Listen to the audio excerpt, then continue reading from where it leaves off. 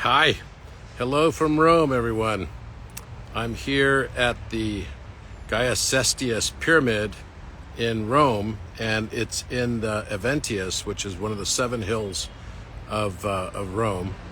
And this is a fascinating one to be at because this pyramid is over 2,000 years old. It's about 2,036 to 2,039 years old. And as you can see, it has a almost perfect structure still today with its casing stones and everything. It's a fascinating one. It's fascinating also that it has these 3 metal X's. So you've got X, X, X, and then XXX, XXX. X, of course, can represent the number 24. And it can also represent the symbology of the Chi symbol. So you've got XXX, XXX, so 9 X's, which is somewhat fascinating. There's also writing all over it. It's pretty clear that Gaius Cestius, who was involved in the Egyptian campaigns, this is the same time during the time of Augustus, and this was not part of Rome at that time. This was just an open field, so he built this pyramid here. There is an inner structure and everything, but unfortunately the inner structure is closed today. But this pyramid has the exact same 5, 12, 13 proportions. So it has a 30-meter base and it has a 36-meter height. So this is exactly what the pyramid that's on Abu Rawash, the smaller pyramid of the 2, would look like. It also represents the pineal gland, and it's the exact same one you'll recognize on the back of the dollar bill as well. This is a fascinating place to be because this perfected mathematics of the 5, 12, 13 triangle is a critical aspect of this because it represents the perfect triangle that has a perimeter that equals its area. And this knowledge represents as well a perfect balancing of the masculine and feminine energies, which I think is another important aspect of this. The things that I wanted to show you guys, we kind of walk around this place. I'm actually in a cemetery as well. You can kind of see the cemetery. It's beautiful, lined with cypress trees and everything.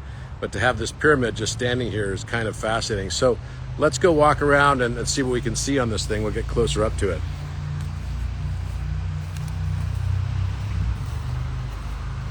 I'm actually here in Rome. I'm going to be at the Vatican this evening and then tomorrow all day. And then I'm going to be going home on Saturday. You can see this pyramid close up. You can see some of the writing on here. And I've been kind of trying to decipher some of this writing, see what it means. A lot of it's just oriented around the guy's name and who he was. And, clearly they think that he was very involved in the campaigns in Egypt, particularly when the Romans made it all the way down to Nubia. So this would have been after the time of Antony and Cleopatra, after the time also of Julius Caesar, and so to have built this huge pyramid, and only this pyramid was built, it's over 120 feet high, and it was built in 330 days. So the will said that it must be built in 330 days. Now they're not large block constructed, but still that would have been quite a challenge given the steep angle of 67.4 degrees. Now, we believe that he would have been a Freemason, very likely, and he knew the symbology of this 5, 12, 13 triangle, which represents an achievement of the Philosopher's Stone.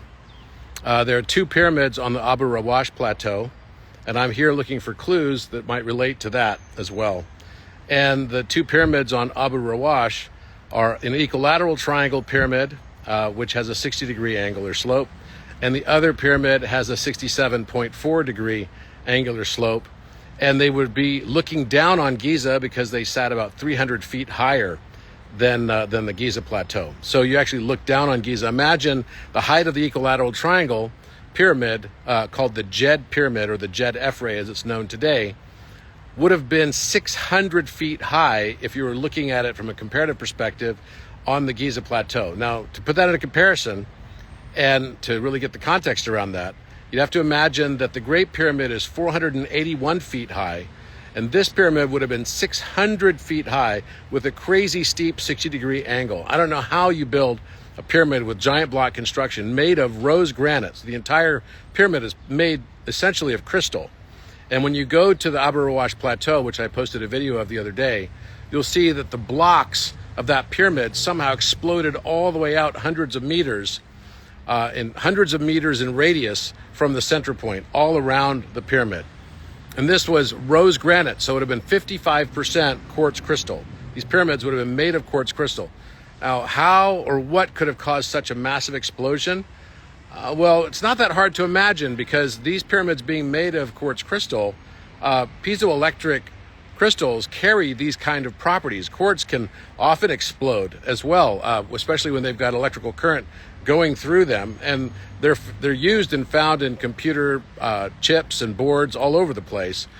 We use piezoelectric crystals to do things like to create accelerometers and to regulate heartbeats for implantable pacemaker and defibrillator technologies. Piezoelectric crystals are used virtually everywhere in every computer. And it's because of their conductive and their properties that really allow them to be used in so many different various ways. Well, these two pyramids on Abu Rawash were both made of 55% quartz crystal. And this would have been the most expensive way to build a pyramid as well, because these pyramids, having had casing stones made of quartz crystal to this degree, the same exact type of red granite or pink granite that you find in the sarcophagus inside the king's chamber. It's very sparingly. And then, the Menkaure pyramid also has a granite casing stone, but it's not the same kind of granite. It's a more of a blackish kind of granite. It's not quite as expensive to get all the way from far, far south in Aswan. And the quarries that would have been far, far south that they would have had to basically bring from Upper Egypt down to here, at the northern part of Egypt, is called the Lower Egypt section, which is where Giza is. And Abu Rawash being, 300 feet higher, it's the highest plateau in the whole area. I believe that it's all connected to the same plateau, that the Giza plateau is the throat chakra. The Abu Rawash plateau is actually where the pineal gland, which is the shape of this exact pyramid, and the one behind it and right adjacent to it, which was the equilateral triangle pyramid. And that represents the pituitary gland. The two coming together, both are the exact symbols by Michael Meyer in the Philosopher's Stone, which is basically a triangle that is this shape with a square and a circle inscribed within it. And then the other version of Philosopher's Stone, if you just Google Philosopher's Stone, it is an equilateral triangle with a square with a circle inscribed within it. And both of these pyramids exist atop the exact same plateau in Abu Rawash, which, and also carrying the name of Jed, as far as like raising the Jed. It's a really fascinating thing. I'm excited to be here in Rome. I'm getting involved with some very exciting projects you'll hear more about that relate to potentially the Vatican Library as well. And I've got a very special thing happening tomorrow as well that relates to being knighted. So I'm very excited to be here. Tomorrow is a very big date, because exactly 716 years ago, on October 13th, the Knights Templar were disbanded by King Philip of France. And they were disbanded for telling the truth. So they basically kind of called him out for his corruption and his wrongdoing. And they all ended up getting disbanded, and many of them burned to the stake. Those that survived went on to Scotland, and there was sort of a Templar Knight diaspora that happened around that time.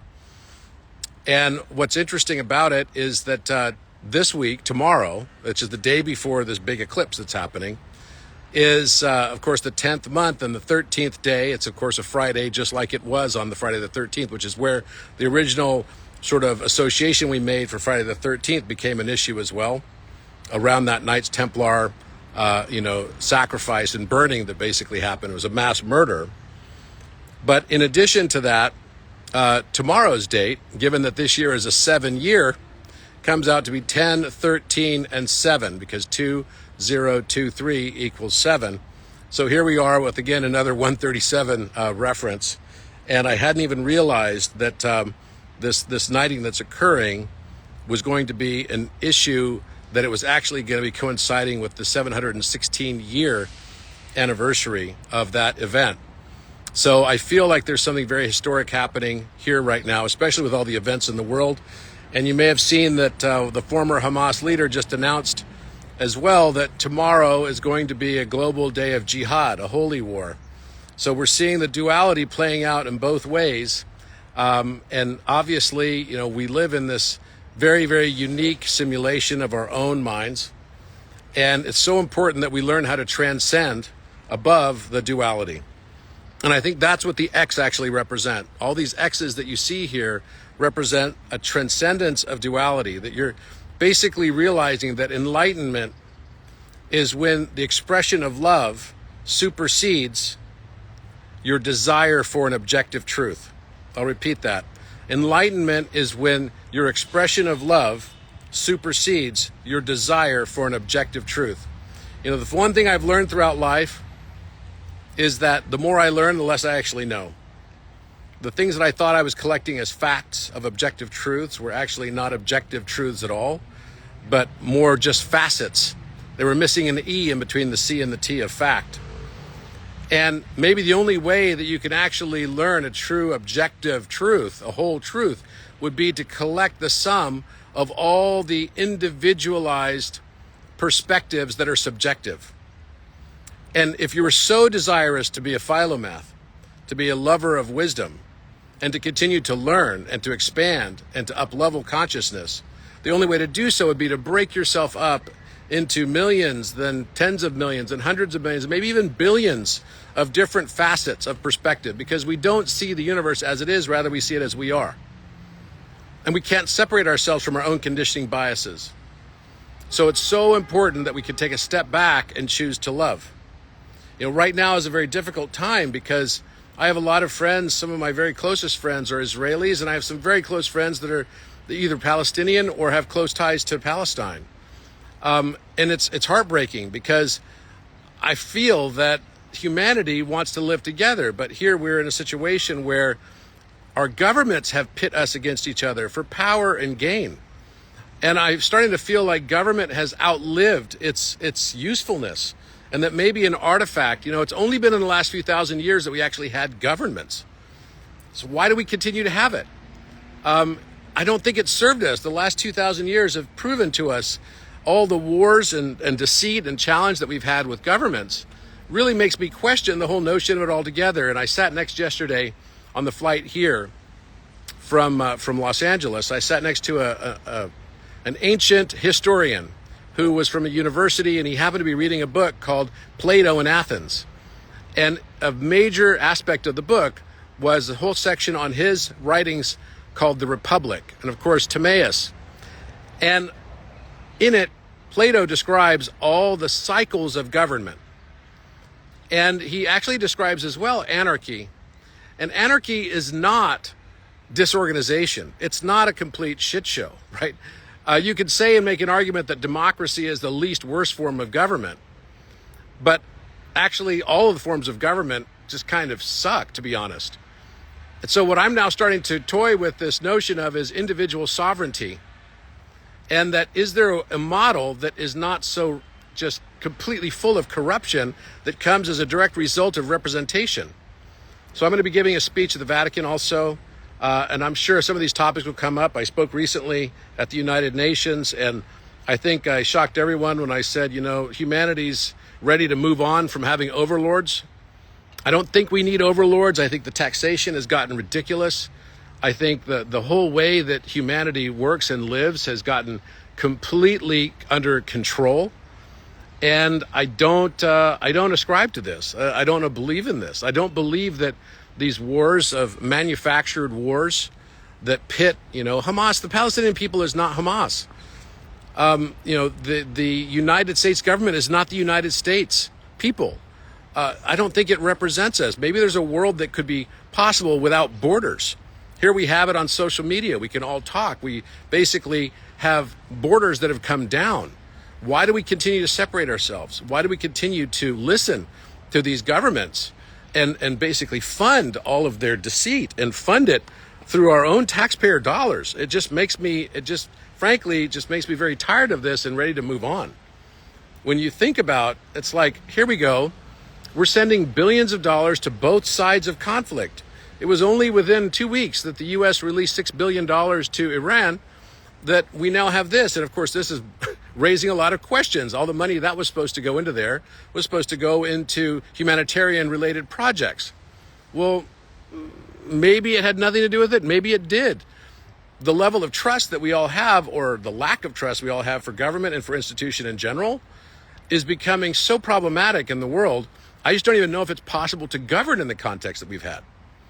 And I don't believe that another election is going to just solve this, to be honest. I mean, I'm looking at it in the United States and I'm thinking to myself, geez, I could see if Biden wins, then the people that support Trump are going to basically call foul, and that could lead to some form of a revolution.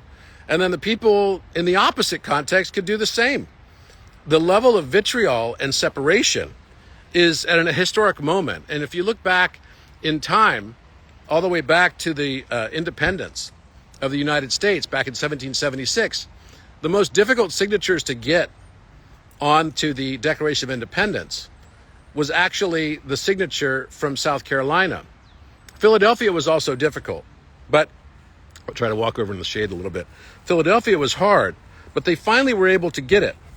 And the way that they were able to get it was because they had sent a letter to the King of England, George, and telling them that they obviously just were aggrieved over the issue of having taxation with no representation. And now put this into context, people. The level of taxation at that time was only 2%. 2%. It's a tiny amount when you think about it for tea, and it had already been in place for a few years. So they sent a letter off thinking that the King of England was going to be a reasonable person. And instead, the king responded by making them all terrorists and announcing that they, were going to be hanged if caught publicly. And so what they were unable to do until that time was to unite themselves, to all sign this Continental Congress letter and form a Declaration of Independence and form what they termed as a more perfect union. And what ended up happening was, because the English king had basically made them all terrorists and threatened to kill all of them, it had the effect of uniting them. So Benjamin Franklin came out of the sessions and he said, well, what we ourselves could not achieve in uniting ourselves, the English king just did for us, for either we shall hang together or we shall surely hang separately. And that's kind of cold comfort, but it forced all of these states to come into line. And so South Carolina signed off. Well, South Carolina always had close ties with England and the king. And so it was not very long after, in the time of 1860, so less than 100 years later, that South Carolina decides to secede from the Union. And what was the secession? And we don't even study this stuff in school anymore, which is really unbelievable. At that time, largely, there was a separation between the states. The separation between the states was along political party lines. The South was predominantly Democrat. And, these symbols that we have of like the elephant in the room was actually from that period of time. It was a reference to the Union, right, being all Republican. So the North of the United States was all Republican at the time, and the South, and this was the industrial bloc, and the South was predominantly Democrat. And the South, of course, had the plantations with slavery. So it was the North and the Republicans who basically said, hey, we don't like this slavery stuff because it's also making us less competitive. So there was obviously as well an economic aspect beyond all the massive moral implications of having slavery in the first place that led to this chasm that then ultimately the schism that started in 1776 with South Carolina and their close affiliation with England then became, a fissure that turned into a giant chasm between them and then led to the secession. And they were the first state to basically do that. And then we have Fort Sumter, which became a battle that was not that long after. And then, of course, war was raged for several years.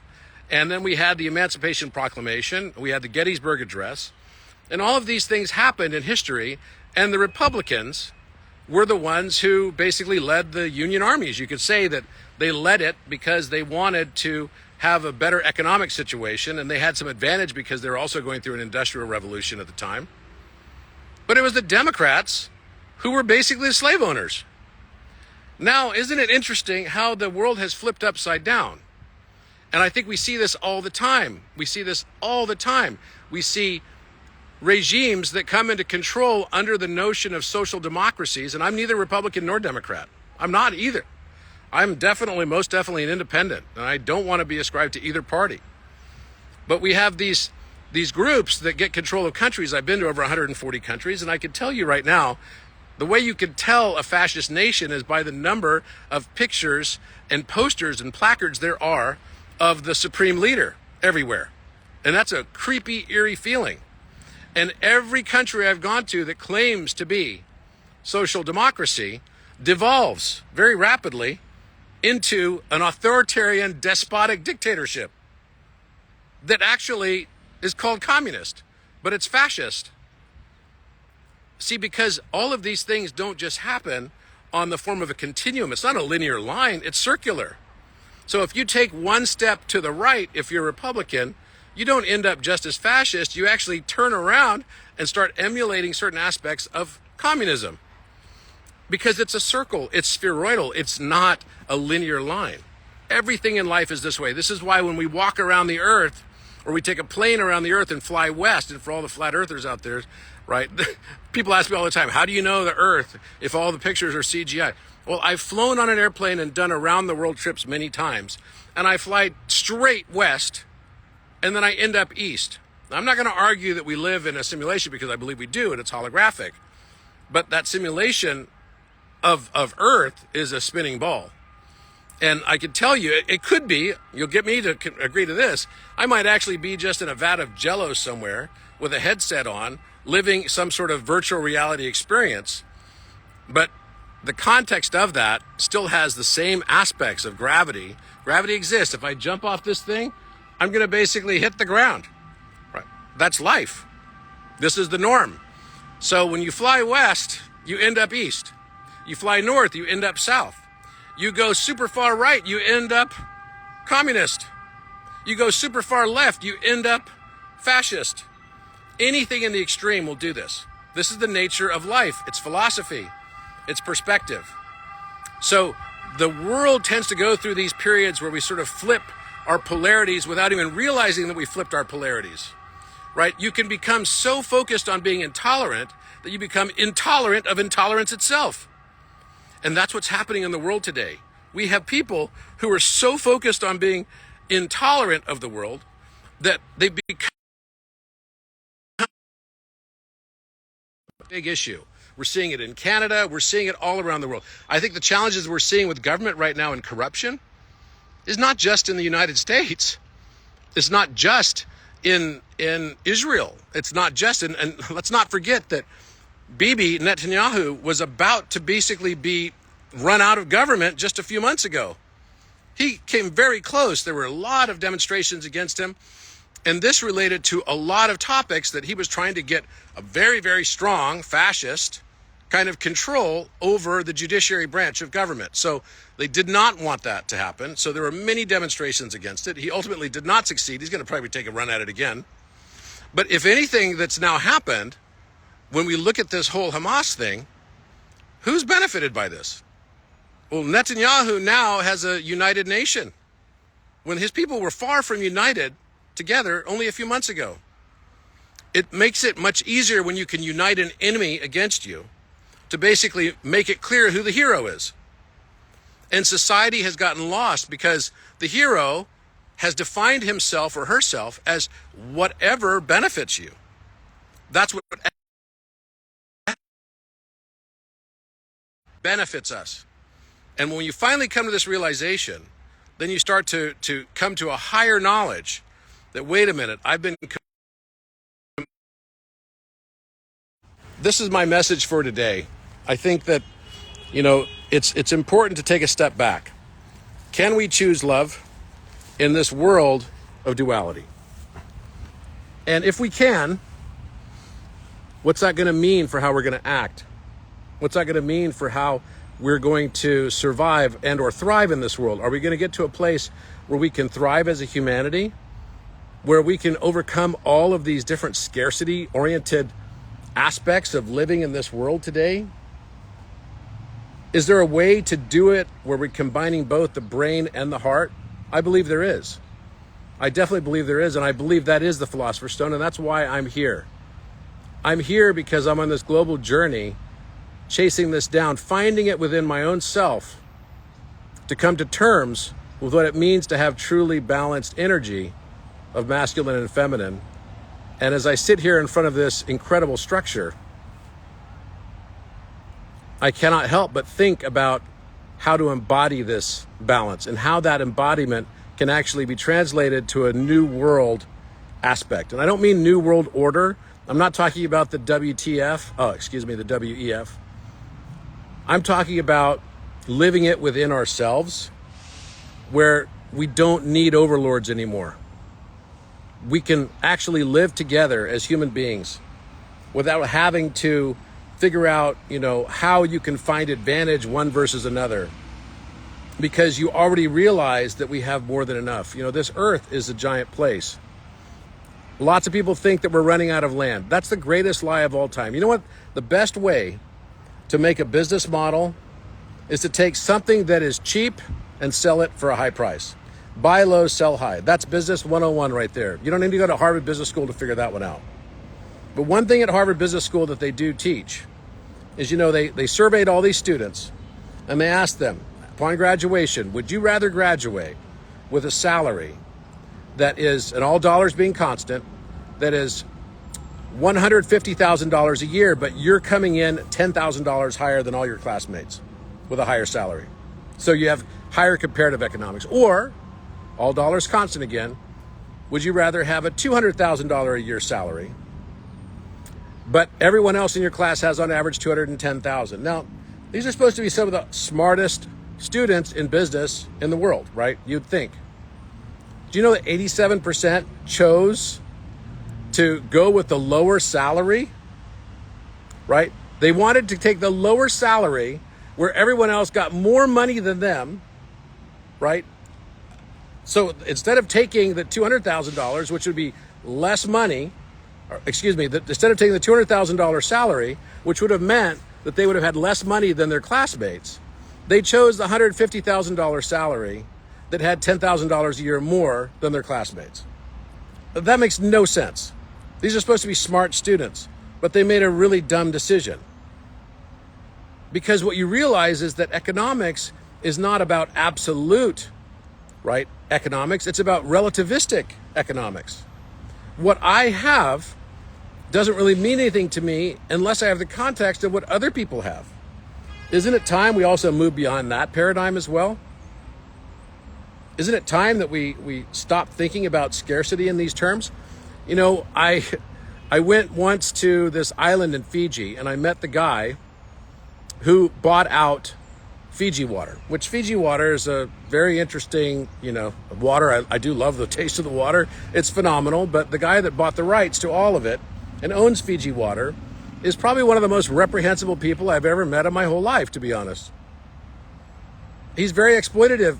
The people on the island that he lives on have to call him king in their language. It's really unbelievable. And I happened to be there as a guest for another friend of mine who happened to have a house on that same island. And I started thinking about the concept of selling water. Water is the most abundant resource on planet Earth. If you were to look at Earth from outer space, you would say it's the blue dot because we're covered in water. Well, think about this for a second. If the Earth is the most abundant resource, has this most abundant resource being water, then why in the heck do we have to pay several dollars? And I just bought a bottle of water. It was like $13 for one bottle of water. And by the way, it's not like the water is lost off of planet Earth. Let's get this straight. It's a closed loop system. So every time we drink water, it doesn't go away. It just gets transitioned from one state into another that eventually comes back into water. Now you could argue, well, but what about access to clean water? I've been on an aircraft carrier that produces 50 million gallons of fresh water every day by basically doing a desalination of it, by having the water run over the engine, which is a very, very hot nuclear core, like the nuclear submarines as well. Turns it into steam, which then produces fresh water every day. So, wait a minute. We're the blue dot. The oceans that are underneath the Earth's mantle are estimated to be at least 4, maybe 5 times larger than all the water on the surface of Earth, which all of it can be desalinized. And yet we sell it for $13 for a bottle. Think about this for a second. All that somebody's done is taken the most abundant resource, packaged it in a plastic bottle, and because they put it in a plastic bottle, that basically means it's super valuable, and all you have to do is lie to everybody and tell them that water is scarce. And now you're rich. Wake up, people. The scarcity is false. It's fake. And we've all been bamboozled to believe in this. And it's not just in this context. It's also in the context of time. Time is a unit of scarcity. We pay people how much time it takes for them to do something. But even that, all of it is false. We have units of scarcity. Is there a way for us to start looking at the world differently, more in absolute terms, and realizing that what we have is already more than enough? I drive across the United States. There is so much empty land. And not just in the United States, but everywhere I go. This whole thing where it's like, oh, we're running out of space, it's complete bullshit. Stop believing this stuff. It's not true. It's just a construct. It's all part of a construct that is only partially correct. And when we start thinking in those terms, then you can actually start living a life of true abundance. And that life of abundance means everything shifts for you. And it's not just for you that it shifts, but it shifts for all the people in the world around you. It's time for us to transcend out of this duality plane. It's time for those that are feeling this as well to find it within themselves to start living in new ways. It's not driving scarcity. It's driving abundance and recognizing that scarcity exists as well, like the darkness that makes the light even brighter for us. You know, the night is darkest just before the dawn. And I feel that's where the earth is right now.